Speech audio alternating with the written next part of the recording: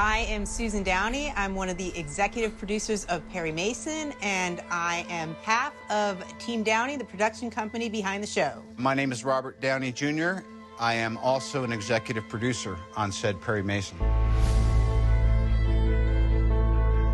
So initially, Perry Mason was it was gonna be a movie. It did. It came as a feature, but it was just too rich a world, too many things we wanted to explore, and we knew we wanted to have one case drive it, but we had all these other facets we wanted to explore, and it just seemed like a project that was asking to be a series instead. Are you being cheated out of life's thrills? Probably. There is no origin story for Perry Mason, so it was fertile ground. If you look at any of the movies done, previous shows, even the books, they don't give you a lot about who he was. So for us, it was, how do we create a character who is that guy? Chubby setting sail. Hey, get out in front of him, I'll fall from behind.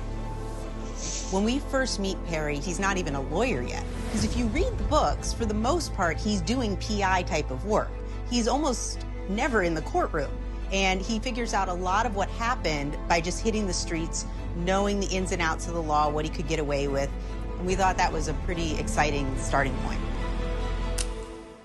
Gas! Gas! Gas! Gas! We arrived at Perry being a soldier because we felt like it really helped us understand why we got to find Perry at a place in his life where he's returned but hasn't really picked up the pieces of his life yet. And I think the dilemma of that, then going into the depression, and then what his home life is like, and then the fact that he hasn't made much of himself because of the unfortunate discharge that he had from the Army. In World War I, people just had no idea what they were in for. It was a much more naive generation. So I love that Perry has a little bit of that naivete, and he's paid for it dearly. While we don't go all the way through anything that he faced, we know by the character that we met how much it damaged him.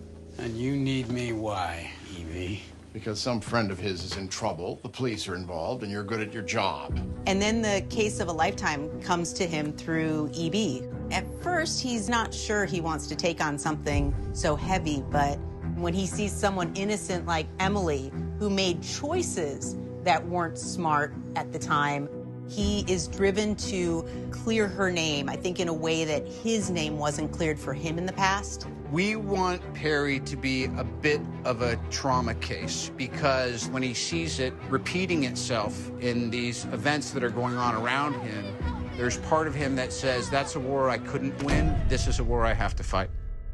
My name is Perry Mason. I represent Emily Dodson. What's exciting to see, and Matthew plays it so well, is that when Perry first becomes a lawyer, it is a total disaster.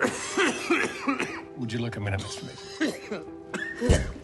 Anything that's worth doing is worth doing poorly, and Perry gets to demonstrate that to the umpteenth degree in episode 6. I also love the fun that's in there. When someone says, it's hard to be a good lawyer. You may have heard I'm new to this. Objection, sustained. See what I mean? He's just a bad lawyer right now. Perry Mason, Esquire. May I come in? Of course. And it's a total roller coaster ride, because even if he's doing the right thing in court, people aren't playing by the same set of rules that he's playing by. That's not exactly legal. No, Mr. Mason, it's not. But it is something I can live with.